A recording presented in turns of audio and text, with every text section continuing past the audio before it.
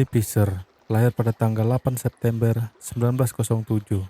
Walaupun dia anak yang sangat cerdas, tapi sangat minder dalam banyak hal, terutama aktivitasnya di sekolah.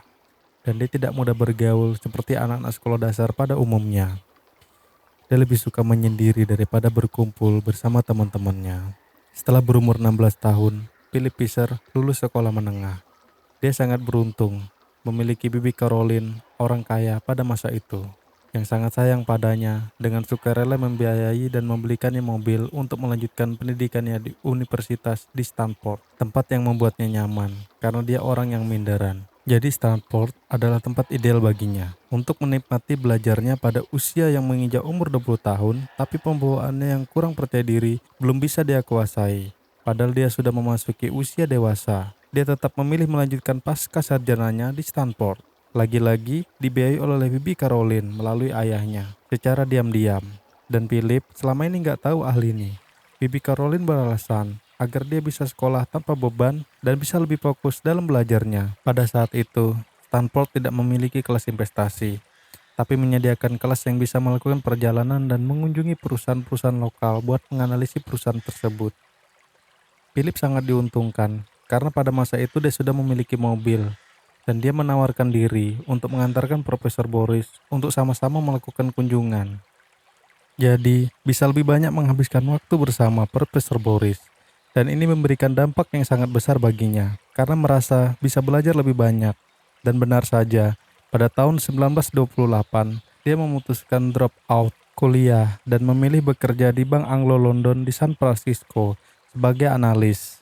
Dan di tahun 1931, dia mendirikan perusahaannya sendiri, Fisher Company, yang kegiatan usahanya mengelola dana seperti semacam reksadana. Pada tahun 1948, dia sudah lepas dari wajib militer. Dan pada tahun 1950, dia membeli sebuah rumah di San Mateo, California. Dia tidak suka dengan model rumahnya, tapi menyukai lingkungannya karena masih asri.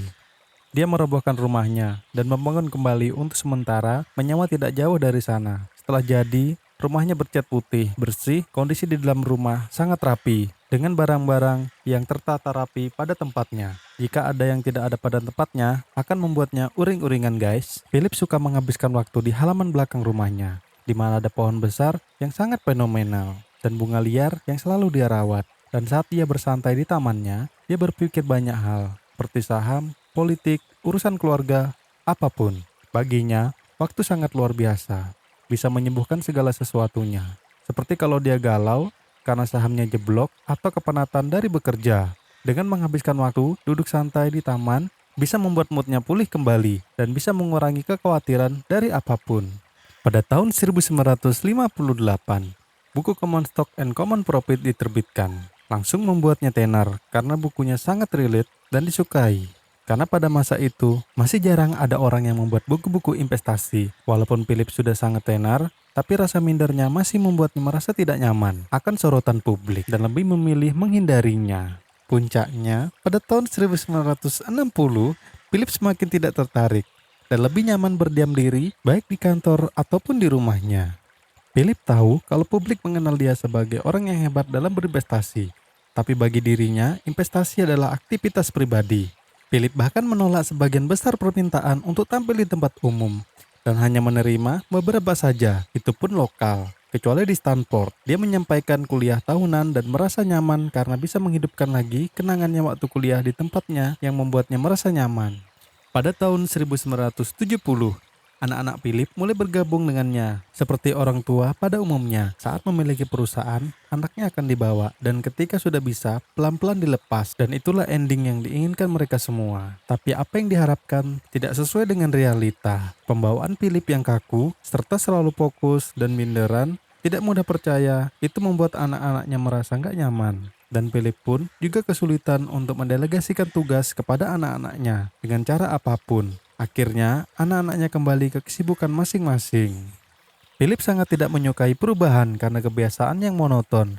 Baginya, semua harus seperti apa adanya dan jika semua berubah, maka merubah fakta dan kebiasaan yang sudah dijalani sejak lama dan itu bisa mempengaruhi segalanya, baik mobil, pakaian, furnitur, apapun itu. Pernah suatu ketika, anaknya membelikan jaket baru dengan tujuan agar ayahnya merasa nyaman dalam perjalanannya berangkat bekerja. Tapi kenyataannya, jaketnya disimpan dan ayahnya lebih suka memakai jaket olahraga lama yang dipakainya seumur hidupnya. Philip selalu berangkat ke kantornya dengan kereta api dan dilanjutkan dengan berjalan kaki. Di kereta, dia suka membaca materi bisnis, dan jika ada seseorang yang mendekatinya dan mengajaknya mengobrol, maka dia akan berkata dengan sopan, sedang ada pekerjaan, dan terus membaca. Dan saat melanjutkan perjalanan dengan berjalan kaki, maka dia akan berjalan sangat cepat. Baginya, jika berjalan lambat akan membuang-buang waktu. Pernah temannya berjalan kaki dengannya dan ketinggalan sangat jauh dan ngos-ngosan, serta berkeringat. Philip tidak berkeringat karena dia sudah terbiasa. Dia bekerja dari jam 9 pagi sampai jam 4 sore. Philip juga sangat hemat dalam keuangan. Pernah sewaktu dia melakukan perjalanan bersama anaknya dan harus menginap di penginapan, anaknya mau tidur di ruangan terpisah darinya. Tapi Philip melarangnya dan berbagi kamar dengannya walaupun anaknya bisa membayarnya sendiri. Katanya, jangan buang-buang uang.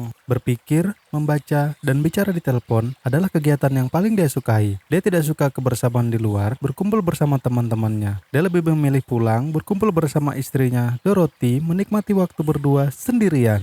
Philip akan merasa cemas bila terpisah dengan istrinya. Dan bisa dibilang Philip ini bucin guys. Tapi inilah kelebihannya. Dia jadi lebih fokus dalam menjalankan bisnisnya. Walaupun dunia sudah mengenalnya, tapi dia selalu menyendiri sepanjang karirnya. Dia memiliki bakat untuk membuat orang bisa melihat hal-hal baru dan akibatnya dapat mengeluarkan potensinya bagi orang yang mendengarkannya. Caranya membuat mereka memikirkan pikiran-pikiran yang mereka tidak percayai, dan berjalannya waktu itulah fakta dan realitanya. Menurut Philip, keberhasilannya yang diperoleh mereka itu berasal dari mereka sendiri. Dia hanya menyampaikan apa yang merupakan fakta.